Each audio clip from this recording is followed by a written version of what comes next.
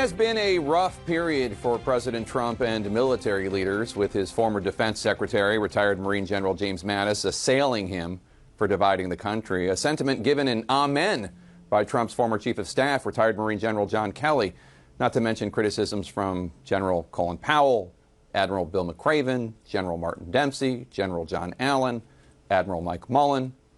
The president and his supporters have had plenty of nasty things to say about these men who have served our country, of course. No need for me to report them. You all have access to Twitter. There is one group of generals, however, that the president is standing firm with. Dead, racist losers. More specifically, the Confederate commanders, after whom 10 Army bases are currently named. Days ago, the Pentagon said that they wanted to begin a bipartisan conversation about renaming these 10 bases, but the president shut that down. He wants to continue to honor them. He wants to continue to honor, for example, John Brown Gordon, the namesake of Fort Gordon in Georgia. Major General Gordon is believed to have headed the Georgia Ku Klux Klan, essentially in that era, a terrorist organization. The president wants to continue to honor General Henry Benning, who was, in the words of General David Petraeus, quote, such an enthusiast for slavery that as early as 1849 he argued for the dissolution of the Union and the formation of a Southern slavocracy, unquote. He wants to continue to honor Braxton Bragg, a slave owner who resigned ignominiously after losing the Battle of Chattanooga. And on, you get the point.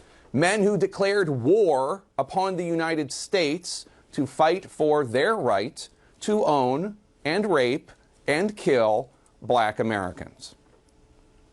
Now, the White House cannot defend the fact that a U.S. military base is named after someone believed to have headed the Georgia Klan.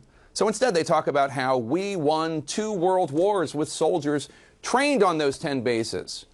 4 of these forts were named in the 19-teens. 6 of them were named in the 1940s. These bases were not named after the Civil War as an attempt at national reconciliation. They were named in the 20th century as a way of honoring the racist lost cause that the generals fought. The key word in that phrase, lost. They lost, and rightfully so. Their cause was immoral. White House Press Secretary Kayleigh McEnany, arguing that the bases should not be renamed, asked hypothetically this week, where does it end? Do we take away honors to George Washington or Thomas Jefferson? And that's a fine question, and I don't have an answer. Washington and Jefferson had slaves, though their careers were not built on fighting for the right to own slaves.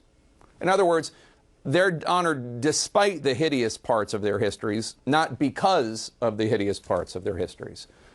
But before we talk about where this all ends, it does not take much moral clarity to understand that a good place to start would be for the United States to stop honoring traitors and terrorists.